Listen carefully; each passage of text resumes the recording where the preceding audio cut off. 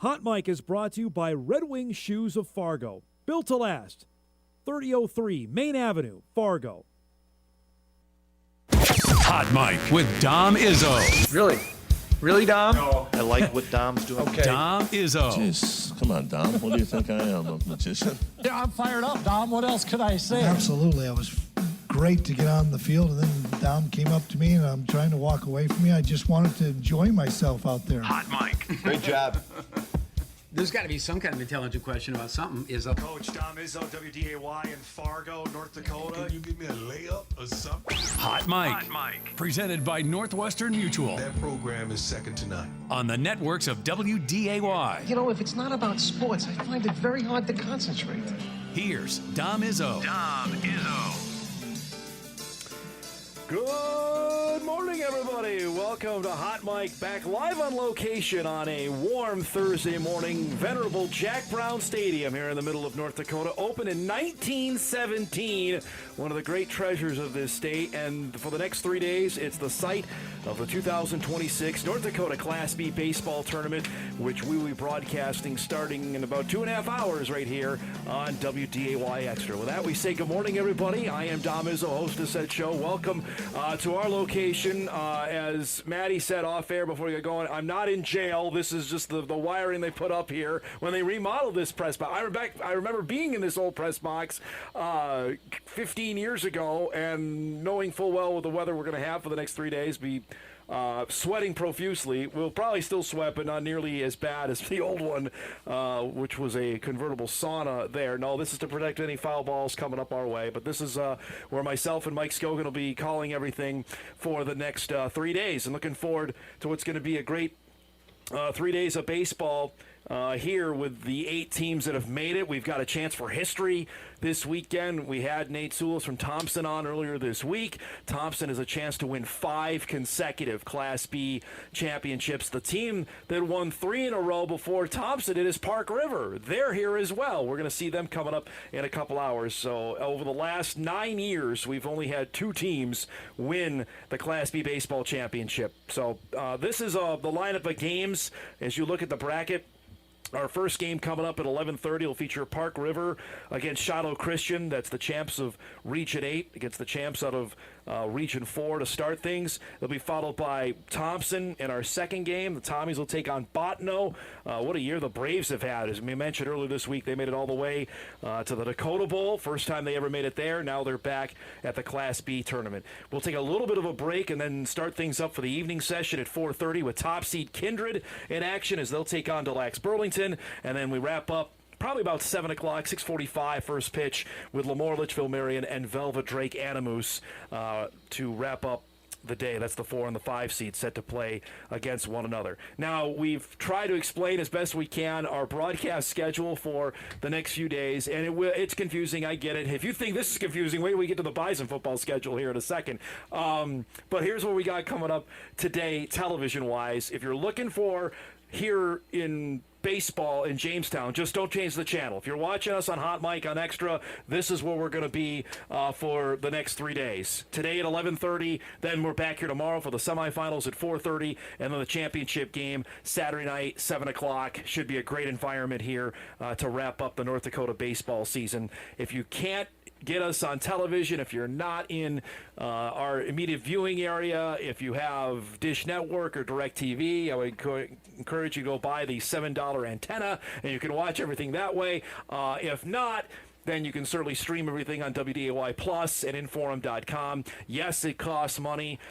Yes, get ready for it for you Bison football fans to also have some subscriptions. But you know what? It's the best way to check everything out this weekend. So that's how you're going to watch us this weekend for the Class B. And should be a great weekend of games. This is our first time of doing this. Last year we had everything in Fargo and Grand Forks. The Class B was at Newman with softball right across the way at Roaldson Park. Class A was at Kraft Field for baseball and the new Albrecht Field for softball up at UND. This year we're all over the place. Obviously we're here with baseball right across the way is Trapper Field. That's where softball is happening for Class B. So you've got 16 teams here in town over the next 3 days. In Class A, we've got our crew up in Minot as well at Corbett Field for the Class A baseball tournament. That gets going at 11:30 as well. And softball is being played in Class A in Minot as well. And if that's not enough, we've got soccer going and tennis today as well. Soccer gets going in Mandan, and we've got tennis up in Grand Forks. I will save my usual rant probably for the end of the show about why in the world we're playing 6 tournaments at the same time when we can spread these out, but be that as it may, that's what we've got going. I will say it is going to be warm. Soccer is one sport I would certainly keep our eyes on today to reach out to the North Dakota High School Activity Association to see if they're having mandatory water breaks, knowing full well we're going to get over 90 degrees here again here today, I believe for the 5th straight day. That's something to keep an eye on. The games are going to get going there at noon, so they're going to be playing right into the heat on turf. That is something to watch. For the games out west there. For the rest of us here for baseball and softball, obviously there's going to be considerations taken into place. There is, at least at the moment, a pretty nice breeze for where we're at. If you're out of the sun, if you're out in the outfield today and where the sun is going to be hitting when we start coverage at about 11:30, it's going to be kind of brutal out there. So that's something to keep our eyes on as the day unfolds. And obviously we've had our great meteorologists all over it to let people know what's going to be going on. If you're going to any of these games and you're going to be out in it, I would just take the appropriate accommodations, meaning hydrate, stay out of the sun, sunscreen, all that kind of good stuff that you try to do to make sure you're going to be okay. All right, so there's our PSA, and we got a great guest lineup. We'll get to that here in a second to get you ready for what we got coming up here. And talk all things Jamestown, being back out here in the Buffalo City. It's been a little bit for me to be back out here, so excited to be back at Jack Brown Stadium. Okay, now to the news at hand. And I know for people that watch our show regularly, yesterday's news may have been a bit of a surprise. Honestly, I'm going to raise my hand and say it was a surprise because we went into this knowing about the college football schedule release that we thought the first 3 weeks of the season were going to be unveiled yesterday. And then the Mountain West goes and releases the whole kit and caboodle, the whole 12 games, all 13 weeks of games. Now, there are some that do not have either a television network designated next to it or a kickoff time. And the issue is a couple of those. But for the most part, as you wake up this morning, you can now start planning your fall. You can now start telling people you can't go to weddings, you can't make it to class reunions, that now that is officially official. And I want to address 2 things here before we go and show the schedule and how this is going to unfold. First, because people say, well, Dom was way off on his reporting and his predictions on this. First off, I'll say I got 5 right. I'm pretty good about that. I thought if we got 3, I'd be pretty excited. We ended up getting 5 correct on our predictions in terms of the network and the game time, so I'll take that. Second, I think, Dom was way off on how the selection process worked.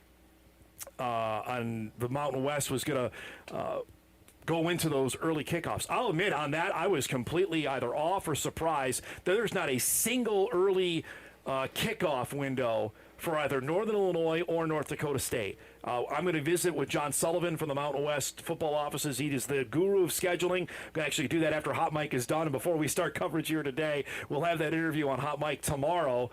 And I'll ask him that because I thought when we talked to him back in February that was something that was obviously appealing to why they added NDSU into the league and Northern Illinois was to play into that central time zone aspect of it, and either the windows weren't there or the networks weren't available. And that's something, again, for the average viewer out there, maybe they don't know. That was something I thought they may play into, but the ACC has a deal with the CW network. And again, I remind everybody, the swath of schools that are in the Eastern time zone that are going to command those channels and those networks cannot be overstated. And Gloria Navarez, the commissioner of the Mountain West, told me this, that there's just not that many schools west of the Mississippi River.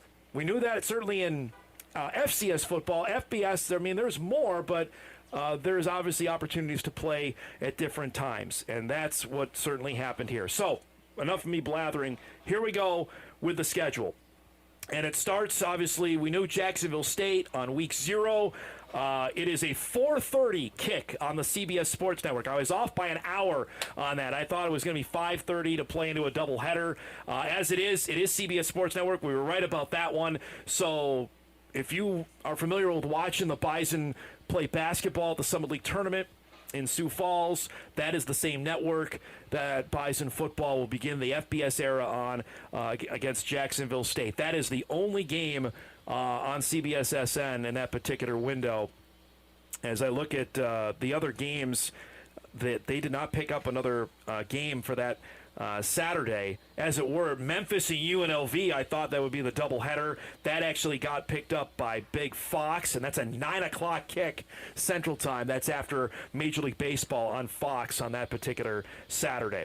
Next up is Fordham, and here is where we have some indecision yet. First off, there's not a kickoff time determined by the league. And we don't have a network yet. It will either be picked up by the CW or it'll be on the Mountain West Plus stream and app. And the league put out a statement yesterday when they released their schedule. And I got about 18 papers up here. I don't know if I have it or not. But said in the statement that they will determine that game in the coming days, whether that will be on there or the New Mexico game will be on the CW. So if it is not picked up, talking about the Fordham game, there's an opportunity for a local broadcast entity to televise the game. I would think WDAY would have a heck of a chance to do that game. Then the first conference game, September the 12th, is at Air Force. That is a 9 o'clock kick on FS1. We were dead on the money on that one. Just looking at what the available windows were, and the service academies draw big TV viewership. There's just an appeal for people that like watching Army, Air Force, and Navy. And so NDSU's first game, get ready, folks, 9 o'clock Central Time, September the 12th on FS1. The following week at Sacramento State. Now, here's one that I am genuinely shocked and surprised, that the game will be on ESPN. Not ESPN Plus, not ESPNU, not ESPN2, big ESPN, the Bison Sacramento State game. Note the start time, 9:30 on September the 19th. So get whatever energy drinks you needed locked and loaded. But here's the thing. That game, the Bison Hornets game, will be preceded by a little game called Florida and Auburn. That's the lead-in to the Bison Sacramento State game. And I will tell you, from all the conversations I've had in the past with ESPN, when they've put NDSU on for FCS games, they love the Bison. So if there was an opportunity to get them, they were going to take it. And so there you have it. There's no necessary need for a subscription service for that game. That's on ESPN. Then after the bye week, first week of October is homecoming with Wyoming. Note the start time here, folks. Normally, it's a 1 o'clock kick on homecoming. It's back to the traditional 2:30 on the CW. So the CW is over-the-air television, much like Fox, CBS, ABC, NBC. That's where you'll be able to find the CW. They've got the Wyoming game. They'll also have UNLV the following week at 6 o'clock. Note that start time. That is interesting as well. That's UNLV's homecoming. I thought that might be an afternoon game. As it is, it's a 6 o'clock kickoff in Vegas on October the 10th. Then the Bison are back home. Another 6 o'clock kickoff. I'm in favor of that. I have long championed having at least 1 to 2 home night games at the Dome. This is the one that they will have, 6 o'clock against Nevada. That's back on the CBS Sports Network.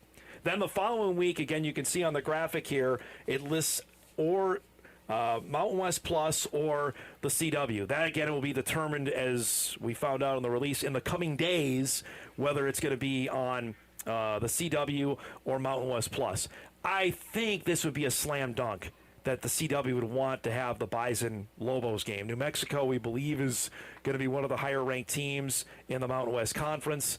Why would they take that over an FCS game would be really surprising. But that's... And again, we don't know the kickoff on that. Here's the one note. On that particular Saturday, the CW has a NASCAR race that starts at 2:30. Why not put the football game right after that? If you're looking to keep an audience around, have that following the O'Reilly NASCAR race on Saturday the 24th. Then the Bison are back home on Halloween, 2:30 kickoff with UTEP. And that's on the Mountain West Plus that as an outstanding opportunity to potentially get picked up by a local broadcast affiliate.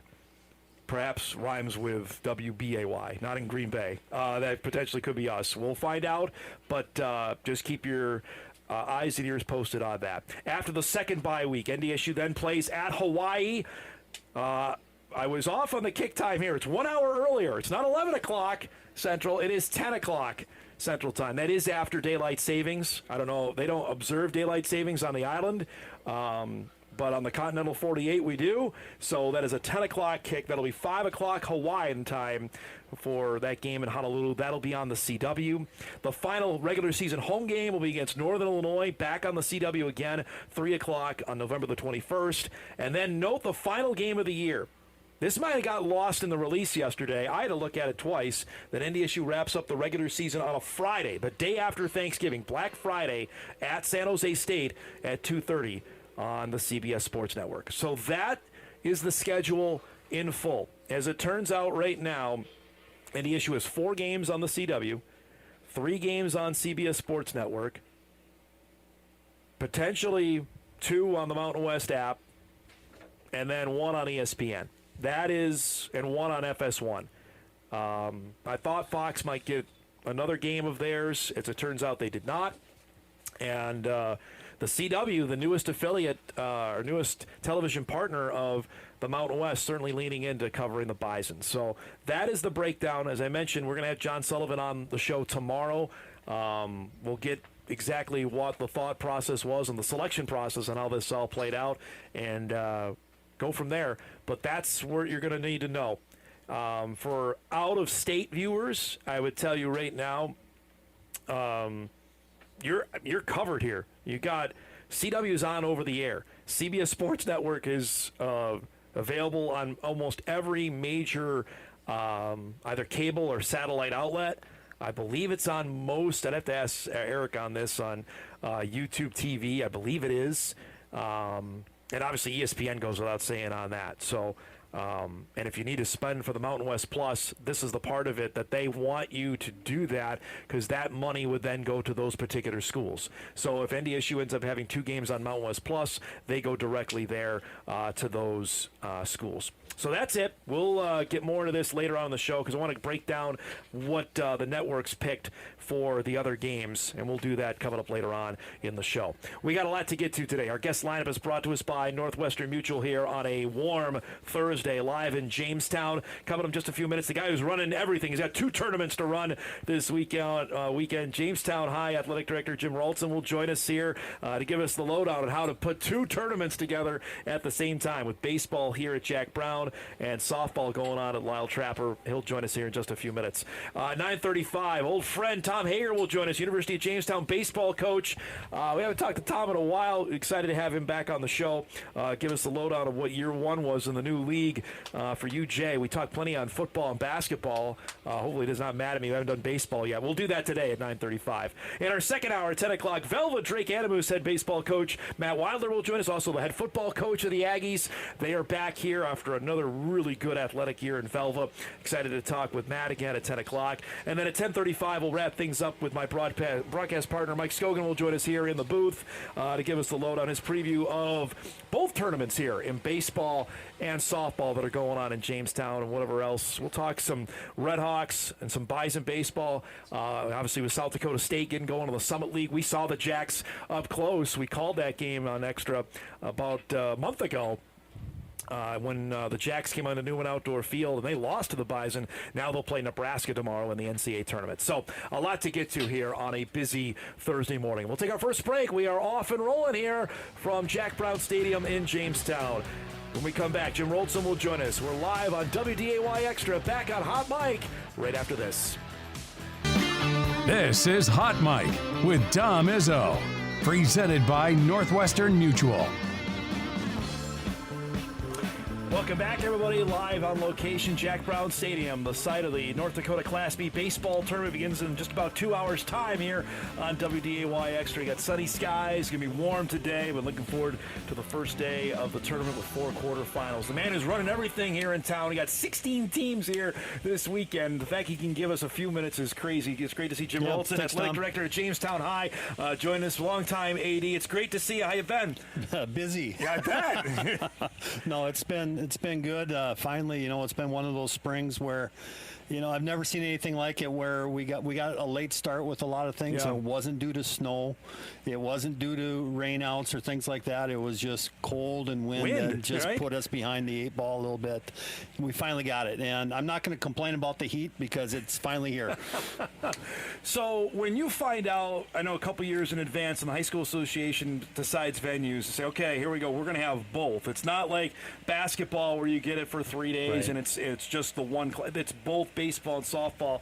What are kind of preparations? How early do they start? Is it right away after you find out? To some extent, but we've been fortunate enough that we've done enough of these baseball tournaments here, and a lot of the crew that we utilize are the same people, and so a lot of that is in place for the most part prior to. We just need to do some tweaking here or there, but yeah, it's a lot of little things, a lot of little planning. There's a variety of people that get involved. It's a little complicated sometimes too when you do have 2 facilities. Right. Thankfully, we're in close proximity of each other that you can go back and forth, and having people in the community that are around that are good baseball and softball people just help make it go a lot easier. The fact proximity, because I can remember a time when they weren't in the same town, Yep. and I mean that was difficult for parents to maybe have to pick, like, what child am I going to go support? Now when they brought them together, how much did that add the complexity of, okay, we're not hosting one, we're hosting 2 tournaments? Correct. I mean, it's volume. Yeah, it right. really is, and the growth of the fast pitch softball game, and then the families that traditionally were baseball families that now are softball families as well, has added to it, and that's really makes this environment, especially at the Class B level, a lot of fun. We're looking at 3 teams with both softball and baseball here in the tournament, so that adds to the excitement, and then hopefully for the crowds. I'm going to put you on the spot. How many do you know are actually staying? I know there are some are going back and forth. Do you know how many teams are actually in town? With this particular tournament in the spring tournaments, we don't block rooms necessarily like we would for a basketball tournament. So it's kind of give or take, and the schools are kind of on their own to figure that out. But there are quite a few that do drive back and forth on a regular basis, especially in the spring of the year where you have good weather. If you're in the Fargo metro area, it's an hour there and back. I know Central Cass was going to do that. I'm not sure. I think Kindred was going to do that as well. I know it's some prerogative they're going to do it. Some out west obviously don't have that luxury that they're going to be here for the next few days. Let's talk about this facility. I've been here, I can't, at least 20, 30 times covering games out here. I remember being in here, which was the old press box, which would be a sweat lodge on a day like today. What has happened for viewers that are going to watch here? Maybe they haven't been to Jack Brown in 20, 30 years, of how much has changed even in the last 10 years out here. Right. We've had a lot of growth in the area of baseball with our local our park and rec in our city has made a commitment to these facilities. We've also had an organization with J-Ball, our youth baseball, that's been very active in it, as well as a lot of private donors that have stepped up and taken on the challenge of adding to this facility. Several years ago, it's probably over almost 10 years now that we redid the dugout. So that was a very large project. You have almost Major League Baseball size dugouts here and so on, and obviously a new press box, some new seating, some additions with batting cages and so on. It's taken off, and it's really helped the facility and the growth within here, and not only just this facility, but our youth programs are benefiting too. That there's some youth fields too that have been renovated now, and there's a plan in place for long-term additions to go beyond what's currently already happened. So the fact you get a tournament like this, how much is this a chance to show it off now? And do it on television as well, which hasn't happened before. Correct. It's a great opportunity. This facility is nostalgic for a lot of people, as you mentioned earlier around the state. It's a newer facility now with some renovations that have happened, but it's still that old ballpark feel to it. I'm kind of I'm a little bit old school. I hated to see the day that we had advertisements on the wall out here in the ballpark. But that's the day and age we live in, and you have to have some revenue to operate, and that's perfectly understandable. Well, but when I bring up like favorite stadiums, this one is near the top. People that routinely either email me, text me, or tweet at the show will say, "Oh, Jack Brown, that's near the top." That says something, considering it's been around for over 100 years. That there's just so much tradition that's attached to so many memorable games that are here. I've been here, I know, for 3 walk-off state championship games that have happened out here. What a great facility, and like you said too, it part of what I think makes the history of it is those games, and it's for the weekend here, it'll be the crowds that we have here that will help make the environment and the atmosphere, and hopefully make it memorable for those that are on the field. What are you anticipating crowd-wise here with both softball, and you mentioned with multiple teams having multiple? I think we're going to see really good crowds, especially with the 3 teams that have both genders playing here. We've got some schools that are within driving distance. That always helps. The weather's going to be perfect. I mean, get out here and watch some baseball and softball, and it's going to be gorgeous. So that'll work in our favor. So tell me this stretch for you. I'm assuming you were in Bismarck last week for North Dakota's greatest family reunion. I call that the state track meet. You got this week. Golf is next week, and then is it time to put the feet up a little bit before next year begins? A little bit. It's all the paperwork stuff that still needs to get done. That's what's so hard in the role that I have, and when you're putting on these postseason tournaments, some of the end of year stuff has to get pushed off to the very end, and where a lot of ADs in our roles might be finished already and packed in for the year. I think of poor Dave Zillman out in Bismarck, having the track meet, and then he's following it up here with a soccer tournament today. So, you go and you finally figure it out, and hopefully get a chance to put the feet up. How's that Nelson guy doing with football right now? He's doing all right. Yeah. He's in the weight room mode now, and making sure that we get that ready to go, and then obviously doing some things that they have to do. How during has the 2A summer. treated you in your mind for football? It's been a good change for us. Obviously, being able to compete against similar size schools for the most part has really helped our numbers out. They've been very consistent. We typically 9 through 12 are carrying about 80 plus kids. Having a chance to compete every Friday has been a huge opportunity, and situations where we might have had kids that are winter sport athletes that's their primary sports now are considering playing in the fall, and especially football, because they have a chance of maybe playing and having some success, and not having to go out there and get beat physically down. Last thing, I know you're part of the committee as well. Just wrapped up 3 years of Jamestown hosting basketball. What was that experience like of the Civic getting back in the rotation over the last 3 years? I think what a great opportunity for our community. That facility, I still, to this day, I think it's one of our better basketball venues. And I'm biased, obviously, being from Jamestown. I grew up and got to see some of the very first games that were played in there. I think of, Coach Meyer's teams that came through in the 70s and the 80s. I was fortunate to be part of that, and then you take a look at all the State A girls tournaments that were run through there in the 90s, and to be able to get back to having some state tournaments in there is great. They've done a lot to ramp up that venue as far as the seating, a brand new floor, and those kind of things, giving it a new facelift. It's a great facility, and obviously we're centrally somewhat located in the state, so that's a great opportunity for people to drive in and drive out if they need to. I know you're a busy man. Thanks so much for getting us set up here. Thanks all right, a lot, Dom. good luck, and hopefully you get a chance to sit down over the next couple days. All right? We will at some point in time. Jim Roaldson joining us here, Jamestown Athletic Director, the man who's got everything under control this weekend. We'll take a break. Bottom of the hour, here we come back. UJ Baseball head coach Tom Hager will join us, talk about the Jimmies, life on the road in the new league, and I'm sure we'll hit some other fun topics as well. It's coming up when Hot Mike returns live on location right after this. Welcome back, everybody. Looking live here at Jack Brown Stadium. Sun's out. I believe Park River just arrived as they're going to play that first game in just about 2 hours' time as they'll take on Shiloh Christian to start the opening day of the Class B baseball tournament. Back here live on Hot Mic on WDAY Extra. Super pumped to have old friend of the show. We have not had him on forever, so he's going to hold that against me, and he really should. Tom Hager joins us, UJ head baseball coach. I've had, Mistros on all the time. I've had Brueggemann on, so I apologize. I've not had you on to talk on the big move, obviously, to Division II in the Northern Sun. First off, how are you doing? Doing really well. And on a day like today where I get paid to eat hot dogs and watch baseball for a living, you're all set, it could right? be worse, right? And I know you can bring the energy like those two guys as well, so I have no doubt about that. But let's just dial back. You've been at Jamestown a long time. When you got wind that this was in the works, what went through your mind? Yeah, I think the first thing that goes through your mind is a little hesitancy, like, really? We're going to do this? But then there's some logic, and the logic is we've been asked multiple times within our athletic department, are you willing to make the move?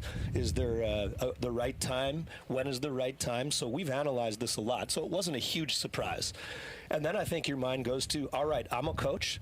Let's bring on the next challenge. And coaches eat challenges up, like their dinner. So trust me, there was a thought process with a lot of things entering into the mind. But at the end of the day, it came down to, this is the next challenge. Let's go do this. I know I had Dr. Peterson come by this past summer, and I asked her, and she was full go on it and fully enthralled about athletics. How much does that help, Tom, that the school president, not just the athletic director, the school president is behind this? It is huge.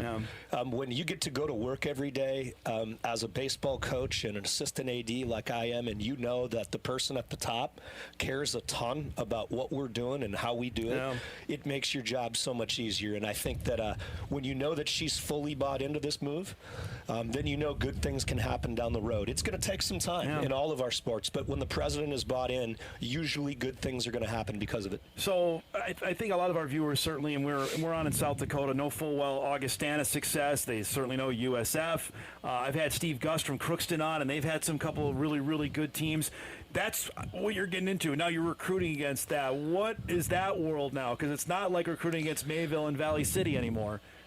Well, look, it doesn't matter what league you're in. You're always looking for the same thing, and that's the horses to win the race. You're looking for dudes. And so sometimes those dudes come in the form of a transfer who might be 21, 22 years old, and sometimes those dudes come in the form of a 17-year-old kid at this tournament that you can turn into a dude. And I've always been a believer, like, it doesn't matter where you are and what level you play at, you've got to get the dudes to be able to win at that level. And so we're looking for guys in this area who we think we can polish up and in a couple years become a great player, and then we're looking for some experience, and it's finding that balance. You know all the baseball teams around here. Was there anything you maybe weren't expecting or surprised about first year of Division II baseball? Yes, so we've played a lot of these teams. Baseball's unique. Football and to some degree maybe basketball, you don't see teams outside of your division that often. But in baseball, you games. Yeah, exactly. Games, yes. So when you go on a spring trip, you oftentimes play non-conference games and you get a little look. But there's a difference between playing on a Wednesday in Orlando or Tucson than playing a weekend of 4 games against Augustana. So what you see right away is the depth. You see the physicality, you see the explosiveness, you see the speed, but what you really see is the depth. And when I'm talking about depth, I mean the guy that comes in who's the 5th or 6th or 7th best pitcher is just as good as their 1 or 2. So that's what we're aiming to try to do here at UJ, is create some depth and be able to go compete at the highest level in the NSIC. I know you're a competitor, you're a winner, signing up for the long haul, knowing this may not be 1 or 2 years. How difficult is you as a competitor? You want to win, knowing that may not happen right away. It is ultra difficult. We've been lucky enough here at Jamestown to win a lot of games, a lot of championships, get to the NAI World Series. So you sort of have to reset your sights a bit, but at the same time, you've got to get buy-in from your players, right? So like this coming year, we're going to be eligible for the playoffs. Let's make that conference tournament. Let's go create some damage. In a couple of years, let's make the tournament. Let's create some damage, and let's see if we can win that thing. So it's going to certainly take some patience, but if we can just keep getting really good players and coach them up, then I believe we're going to be able to lay out a plan to get there. it seems like people that don't follow baseball closely around here are waking up to the fact that, hey, North Dakota's got some pretty good guys. And that's not breaking news to you. You've been around it for a long time. But I'm looking at in Fargo alone, we got 2 guys going to go play high major baseball here in a couple years.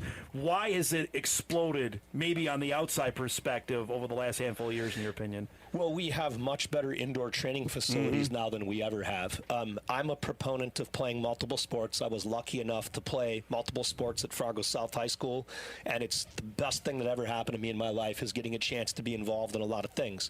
But now you can be involved in those other sports and be able to train baseball in the off season. Just about every city has a bubble or a dome or a training facility, so kids are able to spend some more time getting better at their craft. And I think with 1 or 2 guys back in the day when Andy Young made it out of West Fargo, now schools, bigger schools, are seeing quality players that are coming out of here, and they're interested in getting them.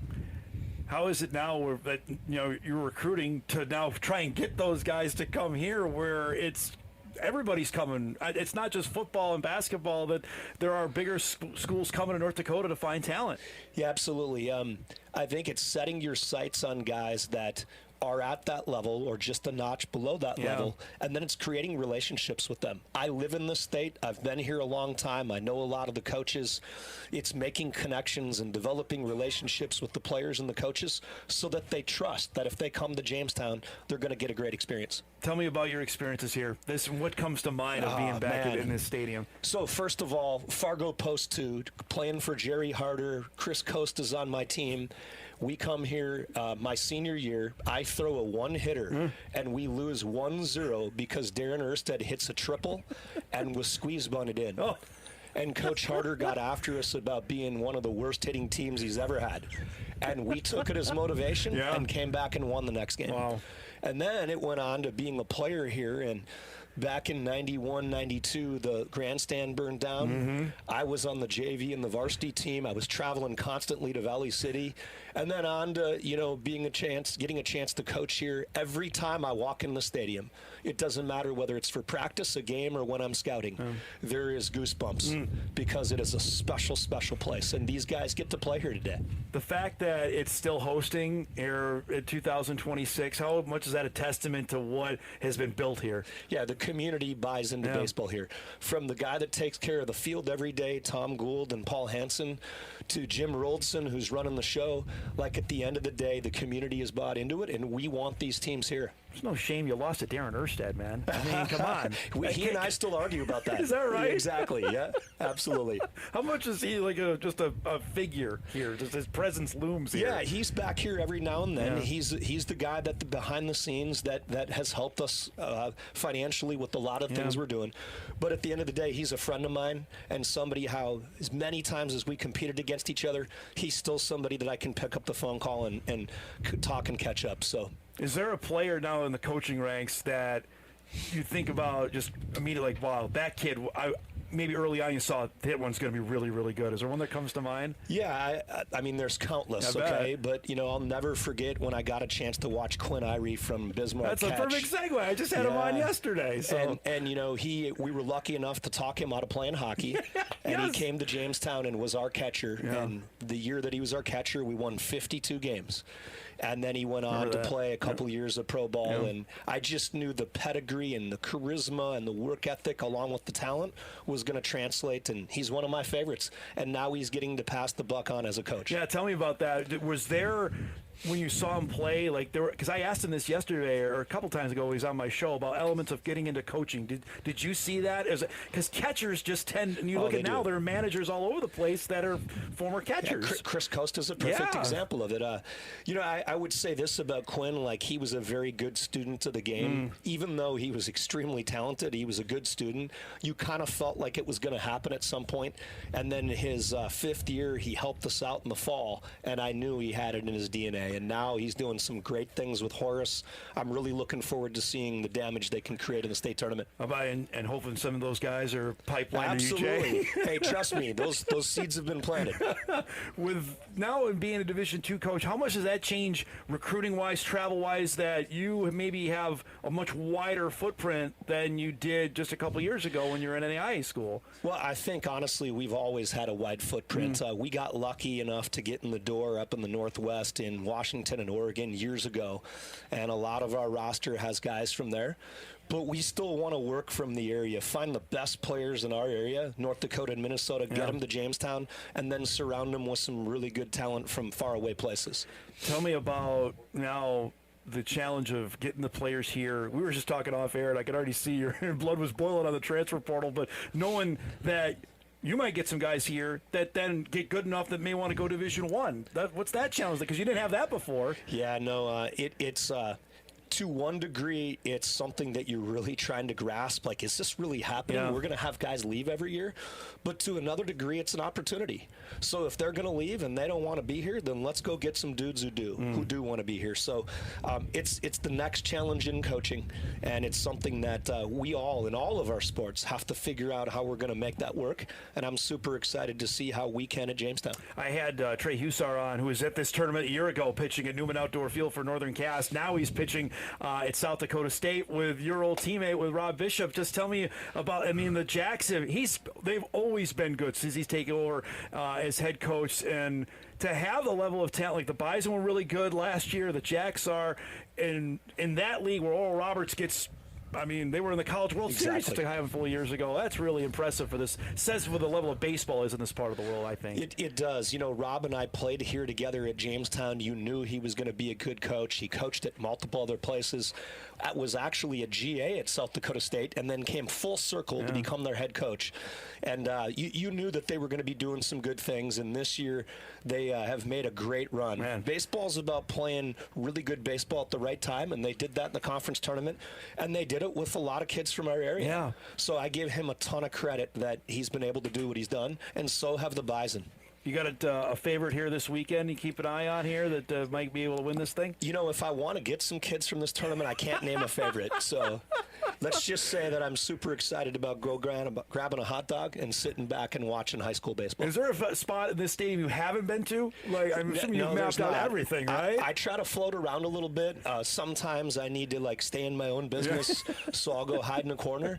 And other times it's about shaking hands and kissing babies in the stands. So how's the wind today? Is this going to treat us for some long balls, or is this a pitcher's kind of day? Yeah, right now I think we're okay. But one thing about the stadium is it can be, wind blowing in at 2 o'clock, and then all of a sudden at 8 she's blowing out to right. So we'll keep an eye on it throughout the day. I'm trying to remember if David Ernst pitched out here with Fargo South. Was a phenomenal. Obviously, he went on and got pitched at NDSU, was drafted by the Cubs. There are memories just come to mind of me being out. I haven't been out here for a little bit, but the times I have, it's just been unbelievable baseball games or performances that have been out here. There's been some outstanding performances, and then the other thing that always sticks out is the crowds. Yeah. And when Class B Nation comes to Jamestown, they have a tendency to flood the bleachers, and there's such passion and energy. It is so fun to sit in the crowd and be a part of that. It's great to see you, bud. Thanks for catching up. I'll have you on sooner than a few years, okay? Tom Hager joining us, University of Jamestown, head baseball coach. Great to see him as the Jimmies get ready for year 2 in the NSIC. We'll break, come back, wrap up our first hour. Big second hour plan as we're counting down almost 90 minutes away from first pitch of the Class B baseball tournament. Back live to Jamestown on WDAY Extra right after this. This is Hot Mic with Dom Izzo, presented by Northwestern Mutual. Welcome back, everybody. Wrapping up our first hour here live on location at Jack Brown Stadium as the Class B baseball tournament about 90 minutes away. You'll see it right here on WDAY Extra. Got some little breaking news here to wrap up our first hour. Just came into the inbox as we were visiting with Tom Hager that North Dakota State will have a new deputy AD. Todd Phelps is resigning to become the AD at Middlebury College in Vermont, which, if I remember right, that may be his alma mater. I don't know this. Middlebury is a Division III hockey powerhouse. They used to play my alma mater, the State University of New York at Oswego. We would beat them until I graduated, and then we finally got by them. But I know Todd's a Northeastern guy. I don't hold it against him that he's a Patriots and Red Sox fan, especially considering the Patriots stink. But excited for him that he's going to get a chance to go back closer to home. He's been Matt Larson's deputy AD since 2015. Came here after a stint at Oregon State. He and Matt Larson worked together at Stony Brook. He has been the right-hand man for Larson on numerous projects. He was the guy, actually, that took over basically the Shack renovation after he was hired here. He was the guy that guided that through the finish line to when it opened in the fall of 2016. He has, I know, been the head point guy on football scheduling over the last 5 years, which I know has aged him tremendously, trying to get Bison football schedule prior to FBS, which was a chore in its own right over the last 2 months to get that done. But now he's moving on to take the job at Middlebury. So his last day at NDSU will be next week, June 5th. So we'll see if we can squeeze him in. If he's got some time to visit on that. Among his responsibilities from the press release, Phelps has been a sports supervisor for football, men's basketball, and volleyball, supervision of marketing, fan engagement, and ticketing. I know he was a big deal in helping get the Under Armour deal signed in 2024. As I mentioned, helped when design with construction of the Shack, the football performance indoor complex, and the track complex in Thoroldson Park as well for softball. So congratulations to Todd as they are moving on there. I got an email earlier in the show as well. Wanted to get this. Dom, good morning. I've been following your columns regarding the broadcasts of NDSU games under the new regime of the Mountain West. Thanks for your clear and orderly reporting on this topic that is of so much interest to me and other stay-at-home Bison fans. You missed a crucial question, one that is often asked by Bison football fans who can no longer afford or are able to attend games. Do I have to pay to stream the game? How many and which of these broadcast options will we have to pay for? Thanks for your always energetic and thoughtful reporting. WDAY is the best. I'll miss them leading us through our Bison football season. I hope you have a plan for inserting yourselves into our region's big league. I appreciate that, and that's a testament to the great people we have at WDAY that have been able to bring the Bison football broadcast home over the last 5 years.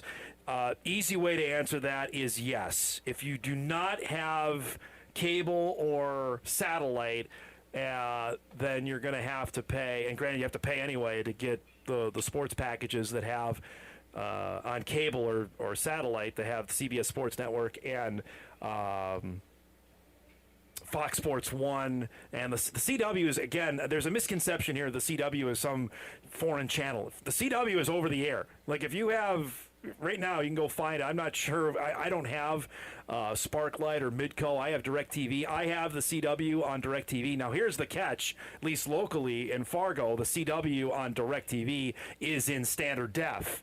Not ideal in 2026. That notwithstanding, you can still get it over the air. Like if you have an antenna, it's readily available. And that's information we'll get, if not tomorrow, then early next week. We'll try and inform people about where to find the Bison games going forward. FS1 has been around. Heck, the first football game FS1 ever had was North Dakota State, Kansas State, 13 years ago, 2013 against K-State. So people should know, and the Bison have been on FS1 a handful of times for football. Most notably, I think the last one was Arizona, ? I believe the 2022 game, which was the last 10 o'clock kickoff they had when they played in Tucson against the Wildcats. So it's more readily available than you think. But to answer the question, if you do not have cable, if you do not have satellite, the only way you're going to be able to watch those games is to pay for it to stream.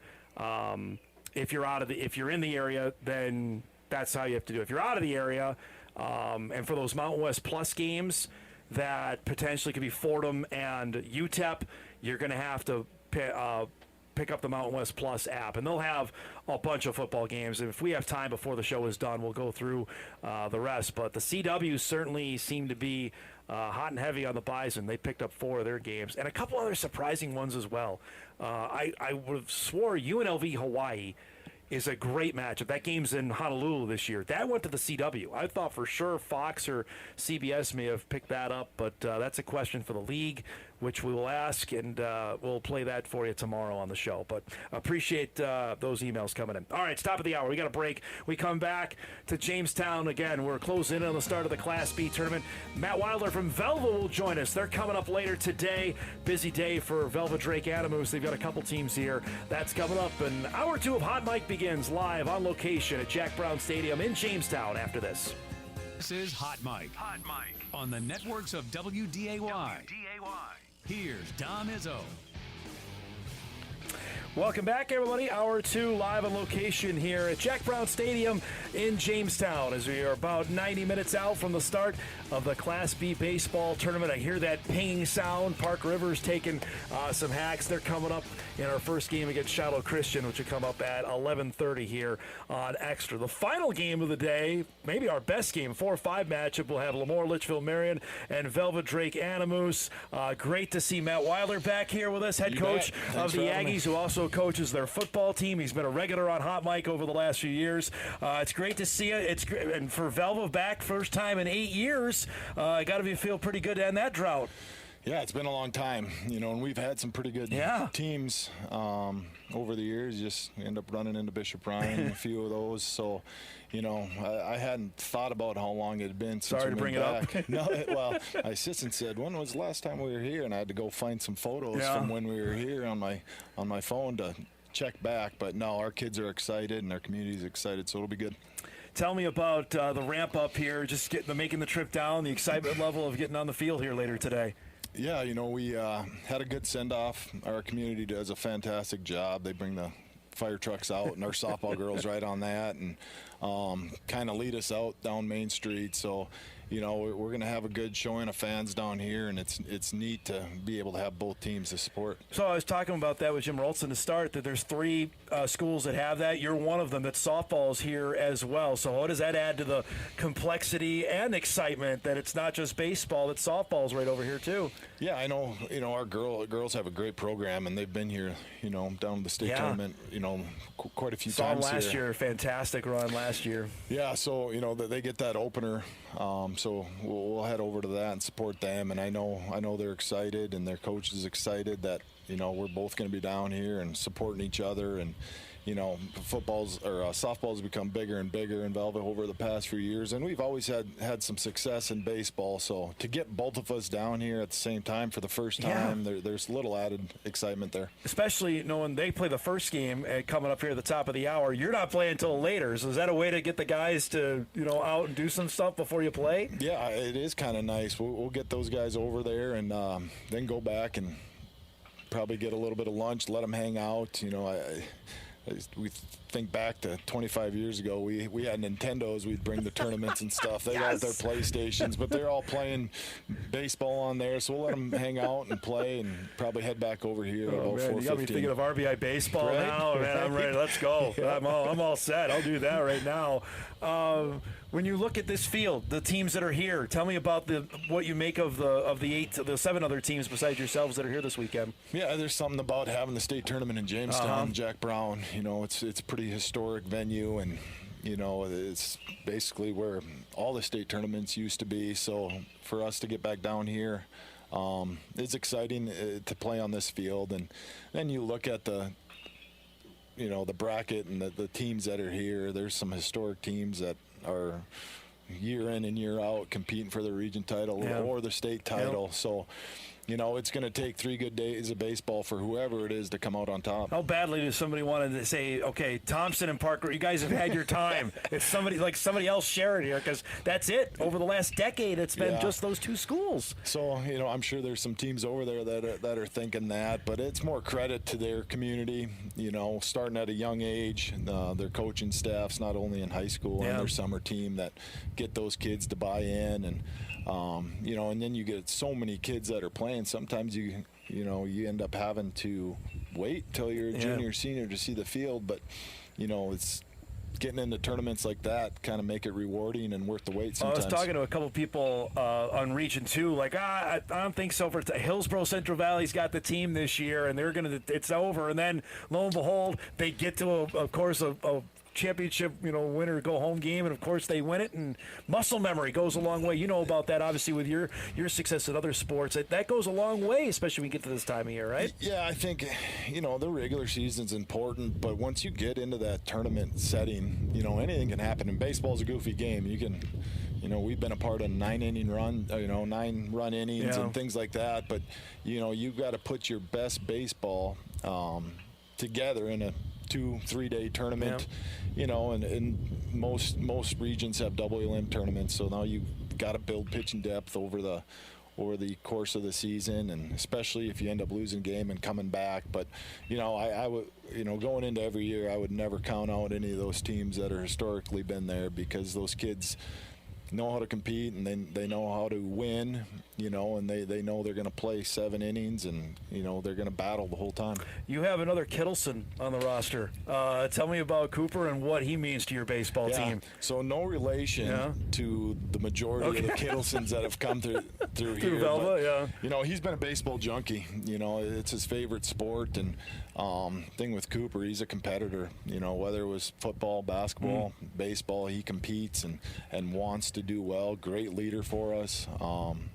Not only on the field, but, in the locker room and those things. But, he's been pretty steady for us for the past 4 years. So, it's good, especially for him and the other seniors we have, to, get one last tournament, and it being at a state tournament. How important is that for especially your seniors to grind through this and then to finally break through and to get here?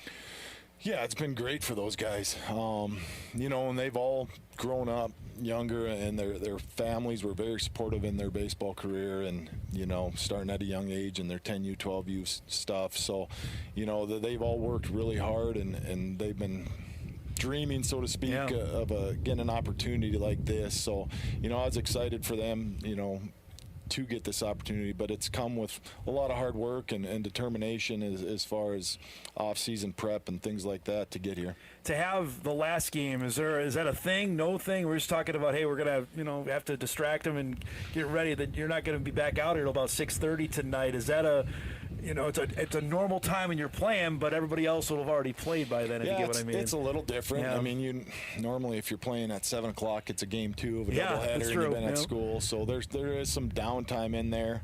That it is what it is. You think of, you play football games at 7 at night. We've also played a football game at 9 in the morning. So we've seen everything, but it's just keeping them occupied, and, also letting them get a little bit of rest, and, trying to take their mind off a game here for a little bit. So I want to ask you, for people that were watching Extra last weekend in Bismarck, they got to see the great Anya Olson do it again. Anya's going to be on Hot Mic next week. I'm really excited to have her on. How much of a superstar is she of what she's done the last 2 years in Bismarck? Yeah, it's pretty incredible. Unbelievable. She can move. I've had that's one word for it. I think our Legion, they wanted a courtesy run in the summer, and I had a buddy that wanted her to run on his 4x1 relay, like just text like that. But she's worked really hard to get to that standpoint too, and she's trained an awful lot, and it's her goal is to win those titles, and and she kind of had a little tough break, so to speak, early in the year, but she gutted it out, and she's going to have a great career at NDSU. I was going to say, what's the next level look like for her in Fargo? Yeah, I think just continuing to train and get stronger. It's and then solely focusing on her speed and her prep and her strength in there. I think bigger and better things are ahead for her. It's remarkable, though, to see. I was talking about this over the last couple of weeks with Bison Track. It's not from Florida or California. These are mostly North Dakota and specifically Class B kids that are doing it for Bison Track and Field right now. Yeah, I try and follow as much as I can on multiple things, and I know it was an article, whatever, the girl that was flying for him this year. Paige Rensselaer, it's just, when you get into that college level and you can focus, and the nutrition, all those things kind of tie hand in hand, and you can continue to grow athletically. Like you can achieve a lot of things, and they seem to be preparing their athletes the right way. I always have talked football since you are the head football coach as well. I got to see Ben Shep, your former player, now with the Bison, heading into his third year. Second year? Yep. Man, just I'm old. Now moving positions, playing linebacker during spring ball. What's he told you about moving from safety to linebacker? Yeah, he likes it. I think he's a little more comfortable being closer in the box, and he's a physical player. I think, like for him, it's just continuing to learn. I mean, anytime you get into a college system, there are so many details that go with it, and especially that defense. Yeah, and you're talking just the slightest wrong read, step, things like that, you're out of the play. So, for him, it's just continuing to get more comfortable at linebacker. But I know he enjoyed his spring ball, and, he's looking forward to the future. How about for Velva 2026? What do we make of what the Aggies have in store for getting back on the field this fall? Yeah, we're going to have a lot of new faces on the field, but high school kids, their bodies change, and we've seen some guys change that are sophomores and the juniors, so we're going to have to plug in a lot of new pieces, and we're definitely not going to look the same in August as we are hopefully in mid-October, but we're excited about that, and we'll be starting workouts on Monday. So that when you think about that, I was just like, all right, here we go. Like, there's no real, not anymore. Like when you played, not trying to date, but there wasn't the case. Football really is pretty much nonstop, even in high school these days, right? Yep, and we we'll get them in the weight room, and we do some workouts, just position stuff once a week. Our co-op kind of is a little tough with that, but these guys don't stop, and I think even if you gave them a day off, they're finding something to do. They aren't taking a day off. So, we'll get back to work, and, August will be here before you know. Tell me about you. I know I've talked with my buddy Mike Zier out in Beach about the start time. You like where it's at? Would you prefer if it was a little bit late, like August 2nd or 3rd to start high school fall camp? Seems really early to me. NFL's going then. It is early. And I to me, it's probably has something to do with the weather, obviously, and late, and then getting in the Fargo Dome. Right, you play games late in November. We've played some cold ones. For me, it's like once the end of July hits, like I'm ready to go anyway, so we might as well just start. There's been a couple of ideas out there, and I've put it out on my show. I don't know if you've heard on how Minnesota does it, where they have their quarterfinals, semifinals, all on turf. It takes away from the home field advantage. Mm-hmm. But now that we have enough turf in the state, how would you feel about that? Then it makes it equal footing, that we're not worried about a field condition to determine who moves on to maybe go to the Dakota Bowl. I'd be all about it. Yeah, I would. Just getting on a surface to where you don't have to worry about ice, snow. Yep. I mean, we've been in games we've had to move to Minot, a few years ago because our field was covered with snow. Unplayable, just couldn't do it. Yeah, we just couldn't do it, and it wouldn't be fair to the kids, whether it's our kids or whoever we're playing. Yeah, I wouldn't be opposed to, moving it, whatever, trying to, let's say if you are the higher seed, whatever turf is closest, you just go there. Because now you think of it, obviously Minot's got multiple fields there. Middle part of this here does, obviously Jamestown, Valley City does. I just there's too many opportunities for us. Not obviously out east does. There's certainly parts out west that have it. This is a good idea that I think if they wanted to go down, they certainly could. Yeah, and we've done it where we've tarped our field, and it just becomes a lot of work. And our community is great about it. Yeah. Like we didn't have to do a whole lot, but it's just there's a lot of work that goes into it, and then you're just hoping the field's going to be ready to go. So I'd all be about moving to a location where some turf surface and grass is. So for you coaching, are you on third base? Are you in the dugout when the game gets going? Where's your spot at? Nope, I'll be at third base. It's sometimes in football you can control a little bit. Whether you want to run it here, throw whatever. Like baseball, you have no control, right?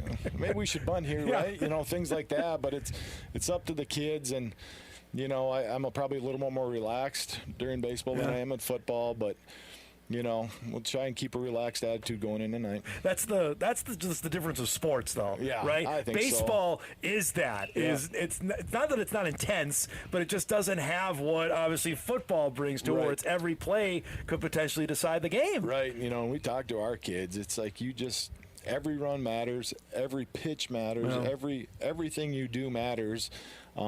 But then at the same time, something negative happens, like you're on to the next one, because whatever happened. Right. You just got to move on. So, it's keeping that attitude throughout the game for 7 innings is big, and that can be hard sometimes for 15 to 17-year-olds. Last thing before I let you go, I hate to put you on the spot. Football schedule-wise, what stands out that you have that's either coming or you got to go on the road this year? Yeah, we do open up at Valley. That's a good game there. It'll be a good test for us to get somebody down in the southeast and get us on the road early together as a team, and then we come home and play Harvey, who I think is going to be an extremely good team. They return a lot of guys, and they're really good up front and got guys that fly around on defense. So, right there, there's 2 good tests for us right away. And then I do think our region is going to be extremely competitive with Bishop Bryan and Park River, or Bishop Bryan and Powers Lake, Ray Powers Lake. They got a lot of young athletes. I was going to say, Mr. Barnum, and he's already. If people didn't know him from basketball, they certainly saw him last week at state track. He's already got 3 high major offers. They're going to be a force to be reckoned with, I imagine, in your region going forward here. Yeah, they've got a lot of skill guys, and quarterback's a good player. That obviously you got a nice target to throw to. He's a tough matchup. And they're all young, so it's like he's they're only not going to going be a sophomore anywhere. next year. They're young. Great to see you, bud. Thanks so much for doing this. Good luck later tonight, all right? You bet. Thanks, Matt Weidler joining us, Velvet Drake Animus, head baseball and football coach. We'll see the Aggies coming up later tonight, about 6:30, 6:45. First pitch for their game with Lemoore, Litchfield, Marion. We'll break. We get a couple emails in, update you on what's going on in the sports world. It's a busy day, obviously, in North Dakota. We'll give you all the info on that. Hot Mic rolls on. Final 40 minutes coming up here, live from Jack Brown Stadium right after this. This is Hot Mic with Dom Izzo, presented by Northwestern Mutual. Welcome back, everybody. Live on location here in Jamestown, Jack Brown Stadium, the site of the 2026 North Dakota Class B baseball tournament. Starts in about an hour's time. Park River will be up first. They'll take on Shiloh Christian in our first game of the day. Back here live inside our broadcast booth. We'll be here for the next 3 days. Our thanks to Matt Weidler for giving us a few minutes. We mentioned we get Velva coming up in just a little bit. Let's, I think only I'm going to throw John for a loop here back in our studio here. I just make sure I have our bearings about us what we're supposed to do in this particular segment to make sure we give everybody the lineup of games we have coming up here today and where to find everything. If you're looking for soccer, that's available on WDAY Plus. So if you're looking for soccer out of Bismarck today, those games start at noon. Everything's there. If you're wanting to watch Class B softball here in Jamestown, right across the way, those games are also streaming on WDAY Plus. If you go on Inforum.com, if you don't have our app, if you go on Inforum.com, everything there is a drop-down menu. You can find the specific sport and game you're looking for. If you're looking for Class A baseball, that is available on television. That's on WDAY 2, beginning in an hour's time. Our guy Sam Getzinger is up in Minot. He and Perry Olson will have the call of the 3 days up there at Corbett Field, revamped Corbett Field, which looks fantastic. It'll be hot on that turf today as well. Those games are on WDAY 2. That's True Crime Network for if you're looking in your listings. I believe channel 592 on Midco. And also we'll stream all those games as well. Then everything here, as I mentioned, is on Extra. And if you're watching us from outside the area, we are streaming everything on WDAY Plus. So this is a Herculean task. I'll just say that and pump up our crew because they deserve it. What we're doing here is crazy. After what we did last week with putting state track on for 3 days out in Bismarck, we've got crews, 2 separate crews in Minot. We've got 2 separate crews here. We've got a crew out in Bismarck, and we got a crew up in Grand Forks. This is equal to, you want to say I'm hyperbolic here, I've been called worse, to what ESPN's doing with its NCAA baseball tournament, right? They've got 16 sites going for games. We don't have that many. We're at 6. and we're still producing the news every night. So it's pretty good stuff when we got going on. So that's what you can find on that. John, if we have it, I want to go back to the Bison Mountain West info, because people were wondering and asking on the CW how they got the games that they got. And we're going to talk, obviously, with the Mountain West guru tomorrow, and we'll ask him that, because the Bison ended up putting 4 of their games on the CW, and a potential maybe for 5 if they end up taking the Fordham game. But these are the games that they end up getting, including that matchup on September the 5th, UNLV Hawaii, which is one of the better games in the league. That'll be a 6 p.m. Central kickoff on the CW. They've also got Montana State and Nevada. That will be on the CW as well. That's an upset special. I think all of us are looking at the reigning FCS champions as, well, that's Jeff Cho going up against his old school. That's a 9:30 start on the CW. Hawaii is at Wyoming on September the 26th. I obviously mentioned the Wyoming NDSU game, then the Bison UNLV game. Air Force Wyoming is a rivalry game that got on the CW. Northern Illinois NDSU will be on there as well. UNLV New Mexico, that's the other one. UNLV New Mexico might be the matchup for the league championship. I know Bison fans aren't going to want to hear that, but that game that comes up on November the 14th, that's a 7:30 Central Time, that's a CW game. I for sure thought that would have been either Fox or CBS, but it ends up going to the CW. So the new league partners, as you see there's the CW games, end up getting it, with the last game being Air Force and New Mexico. That's also a Black Friday special. That'll be at 3:30 Central Time. Coming out of Albuquerque, where the Bison game you see over there on the far left side has that asterisk on there. For those that can't read it, it says a final CW or Mountain West designation and kick time to be confirmed separately. And that's because they're either going to take the Fordham NDSU game or the NDSU New Mexico game. We don't know yet on what that will be. We will find out, they said, in the coming days. We will try to get that info as soon as possible, because I think there's a outstanding chance if they don't take the Fordham game, that game could be potentially broadcast by a certain station you may know. The CBS Sports Network games. We can do this here quick before we get to Mike Skogen coming up here at the bottom of the hour. Obviously, the FBS opener, NDSU Jacksonville State, is the lone game in Week 0 at 4:30 Central Time. CBS did take one game, and I'm not surprised. It's a game with the service academies, like we talked about off the top.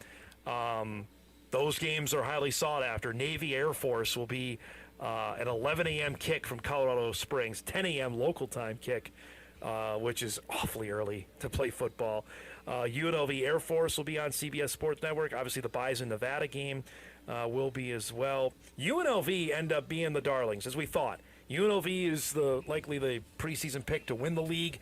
They end up getting a lion's share of the bigger picks. What I was interested in, and was a question we'll ask after Hot Mike is done today, is the availability of the Pac-12 now being in the mix. Because the Pac-12 has deals with the CW. They have a new deal with USA Network, and how that potentially affected them getting games that maybe the Mountain West wanted for their windows.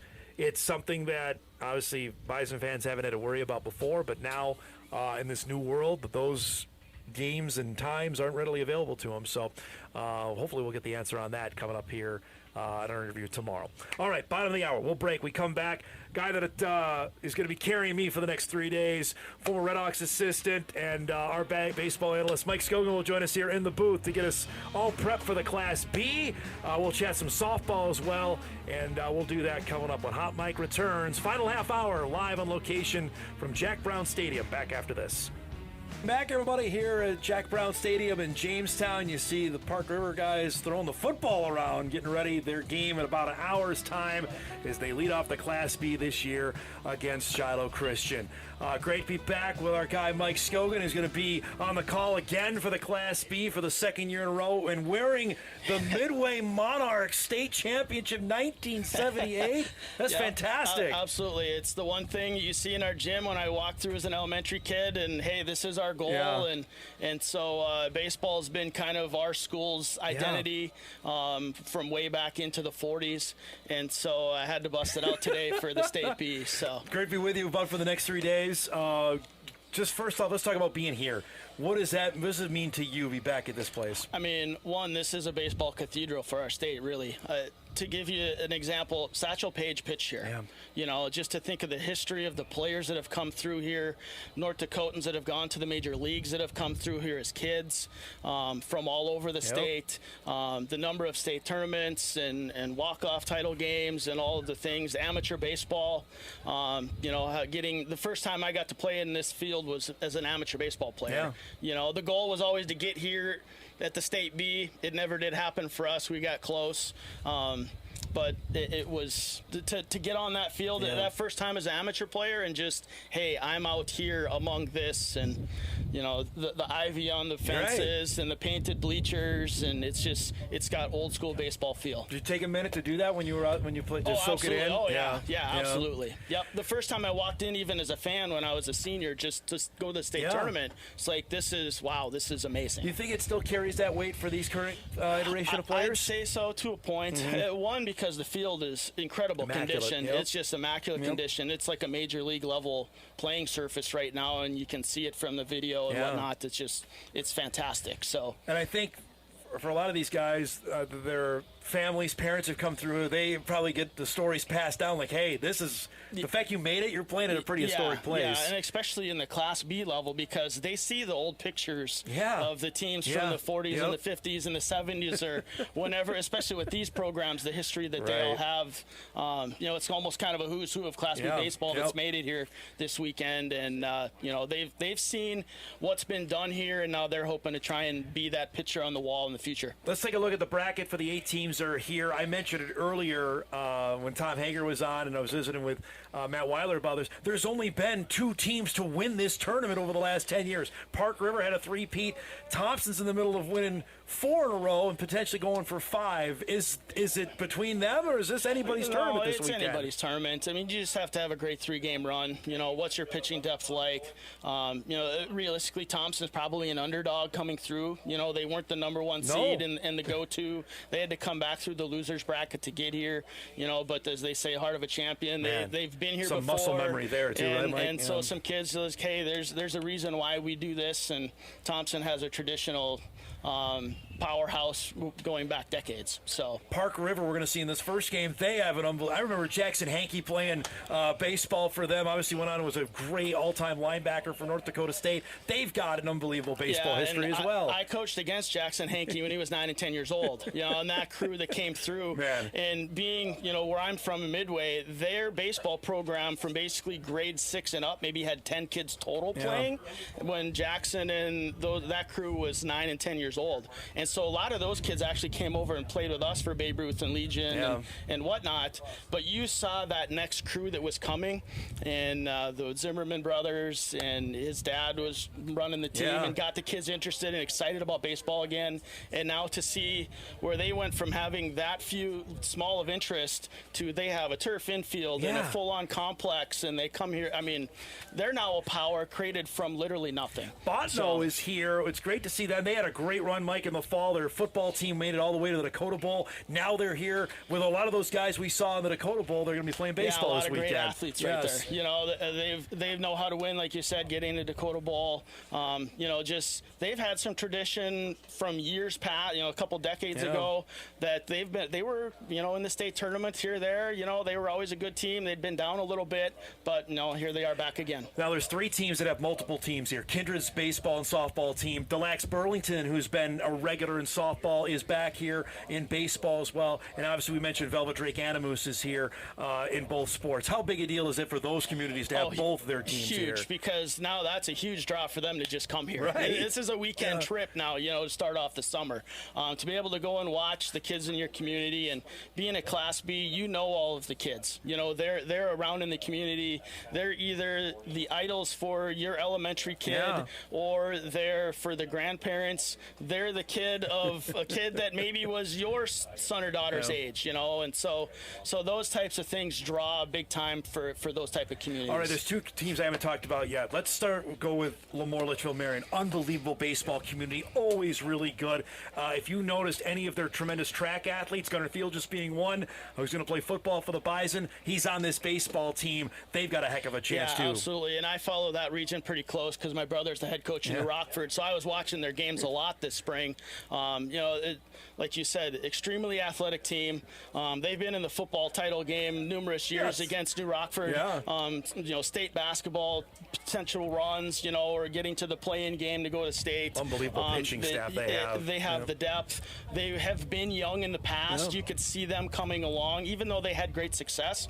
This is kind of where the arms are starting to be in the upper class age, and so they've kind of been that just can't get over the hump for years now, and we'll see if this is the year for them. I have that one. It's the 4-5. It's our last game, but I have that one circled as maybe our best game of the day, that last one here tonight. Yeah, no, it should be a fantastic game. Kindred is the #1 seed, and they just breezed through Region 1. They've got some outstanding talent that we're going to see later this afternoon. What do you make of Scotty Milbrandt's team this year? The biggest thing is they're very well coached. They've got a lot of kids that have been playing baseball a long time at a high level. A number of those kids I've seen since they were 9, 10, 11, 12 years old, worked with several of them through off-season type stuff. They're definitely the favorite for a reason. They've had a fantastic season. Now it just comes down to, you going to play a clean game 3 times in a row, or is that one hiccup cost you your season? Now, how many of these guys run through your other business that you're on, because you're not doing television all the time in the ball yard? I mean, how many of you guys have you seen of these up close? A lot. Yeah, especially the Kindreds and the Castleton, those type of kids on the softball and baseball side. We get some Park River kids down. We've had Park River kids come down for our fall league often. They'll be playing football and then come down and play league games. Lemoore has been a regular coming for fall league and things like that, whether it's with travel ball or things like that in the fall. So we see a lot of them. It really varies by, we really believe in multi-sport kids. I was a 3-sport athlete. I really believe that, hey, play the sport as long as you can, and then we're here for the times that you need us, and we're going to help you as best you can. And we see that a lot. It's the level of ball, you and I have talked about it constantly. It just keeps getting better and better. North Dakota's always been a great baseball state, but we're in a fever pitch right now. Forgive the pun. I mean, this is really high-level stuff we're seeing. Absolutely. And to see the kids that are in college now that have come through, where basically what we had from a training standpoint, we're now in year 15 coming up, where they've had that since they were 8 years old. And so that's been their life. And so be able to create those opportunities and to see the success these kids have had all over the place, it's just phenomenal and really rewarding just to be a small piece of that. Well, I want to talk about a guy I had on the show yesterday. You called it last year. Trey Hussar was pitching for Northern Cass at Newman Outdoor Field at the state tournament. Unbelievable game. Now he's pitching against Nebraska for South Dakota State. That's the level player that we're seeing now regularly in North Dakota high school baseball. Correct. And when I coached at NDSU, it was a struggle just because the level of player, we had some arms, and there had been a few players here and there, but not the depth of talent that creates the competition level that you need to be able to compete at that level. It's just so that side of things has really taken off, and even the velocity of the arms we're going to see here today in Class B across the depth, that's a completely different animal as well. We worked a game about a month ago. We called NDSU SDSU. Bison won that game, thought maybe they were trending in the right direction. As it turns out, South Dakota State was just getting its act together. What did you make of the Jackrabbits going and winning the Summit League baseball tournament? Well, definitely a little bit of surprise considering Oral Roberts was dominating through the season at that point. So they had only had, I think, 2 conference losses at the time, and for them to be able to knock them off twice essentially in there.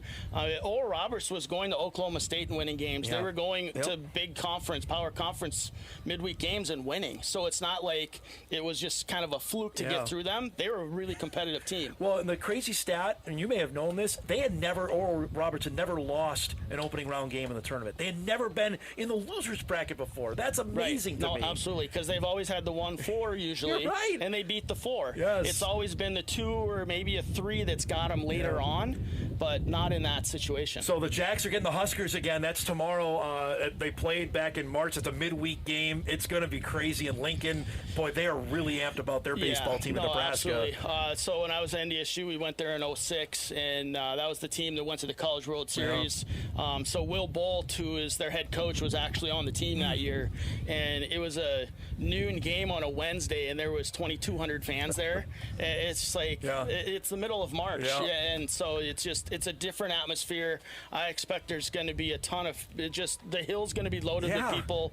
The environment's going to be incredible. Haymarket Park, which is the home of the Salt Dogs and the American Association of the Red Hawks play, there'll be 10,000 people there, and they've got 2 other high seeds that are in that regional as well. Huskers almost got on the group of death basically in their regional this weekend. Absolutely. It's going to the whole thing. You looked at just the number of teams, and the bubble was so deep as well. Mercer didn't get in with 44 wins, which they should have been in. But you look at the other team, Michigan, who has actually a kid that was originally from Fargo, Matt Ossenfort, was on that roster. They didn't get in. It's just it's going to be a really interesting college baseball playoff. One last thing on that, just to we've texted regularly about the amount of games that are on now. 10 years ago, it would be impossible to find. Now you can watch every regional. It's fantastic if you're a college baseball fan. Absolutely. Growing up, it was the Sunshine Network on DirecTV, and that was the only way I could watch college baseball, which made me a big Florida State fan from way back in the 90s. Now you can get it everywhere. ESPN Plus, all the Bison games are available nationwide through ESPN Plus, so it's just incredible. All right, you're not just a great baseball mind, you're also a softball mind. You sent me a tweet that you sent to me and Lynette Johnson. This is, I've sent this to the guys. 9 years ago, you sent this to me when I'm calling the Class B Girls Championship game, I believe at the Alaris Center? Correct. No, I think we're at the Alaris Center. Yep. Kindred is playing North Star, I think, in the state championship game. I think it was North Star. You tweeted me because that night Abby Ducher was going crazy, introducing herself to the state as a 7th grader. And you said the tweet that if you think she's really good in basketball, you haven't seen anything yet. Yeah. No, just a phenomenal softball player. And like I said, she probably could have started for them as a 5th grader. Man. That's how good she was. Just a really quick story. So we had a softball camp with a couple of different college softball players and some men's players that were helping instruct it. And she was part of the camp as a 5th grader. And so she somehow ended up, because of how tall she is, when they were sorting through, they just started kind of going by height a little bit and just, you go in this group. Well, she somehow ended up with the sophomore through senior group with a couple kids that actually were going to Division IIs, NAIs, whatnot. And so I asked one of the coaches, hey, who looked good in the group? And one of them goes, well, there's a girl in there that's wearing a Washington Huskies t-shirt that's just phenomenal. Like, her swing is incredible. And I look at him and go, she's a 5th grader.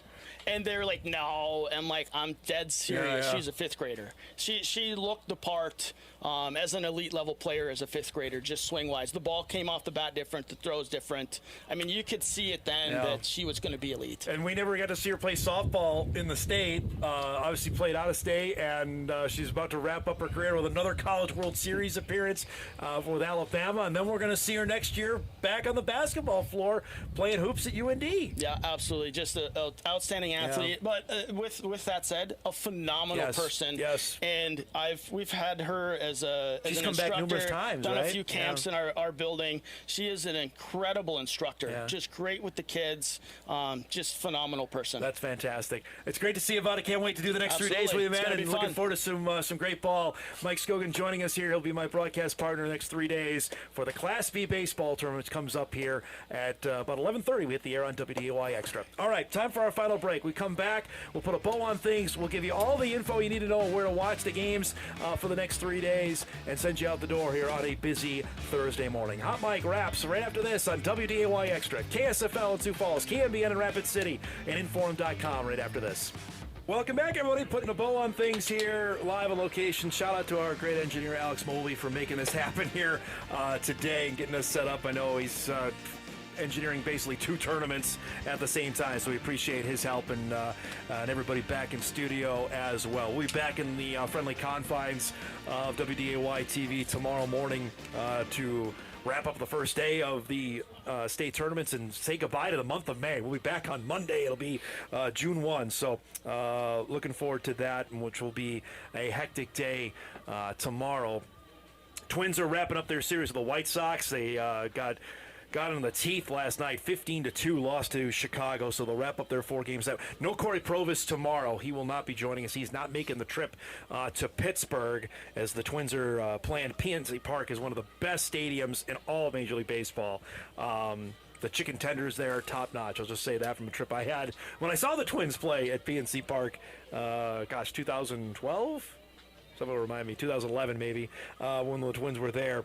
But so no Corey Provis on the program tomorrow.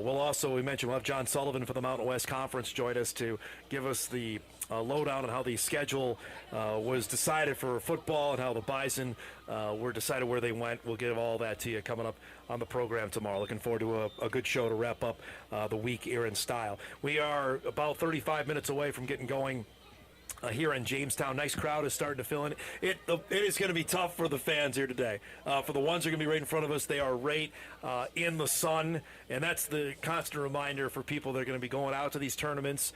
Sunscreen, hydrate, all that kind of good stuff. We're heading north of 90 again for the 5th straight day, so it's going to be a rough one out there for everybody trying to watch. All right, we got a lot to do and what to watch, so let's do it now before we get out of here.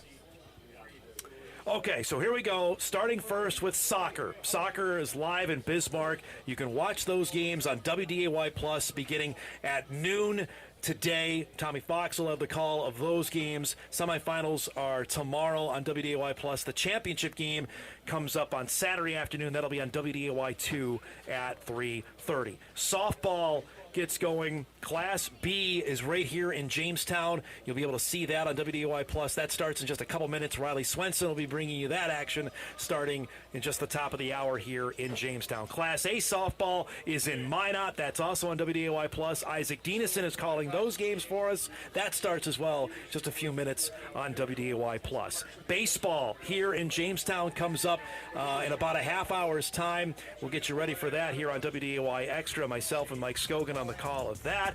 And then State A baseball in Minot. Sam Getzinger and Perry Olson will call those games on WDAY 2 coming up at the bottom of the hour from Minot. Also going on today, I mentioned the Twins are playing a matinee with the White Sox, 1 o'clock on Twins TV for that one. Spurs Thunder Game 6 tonight, 7:30 on NBC. And the Women's College World Series gets going tonight, Arkansas, Nebraska on ESPN. We got to roll. Thanks so much for watching, everybody. Enjoy the tournaments. See you tomorrow.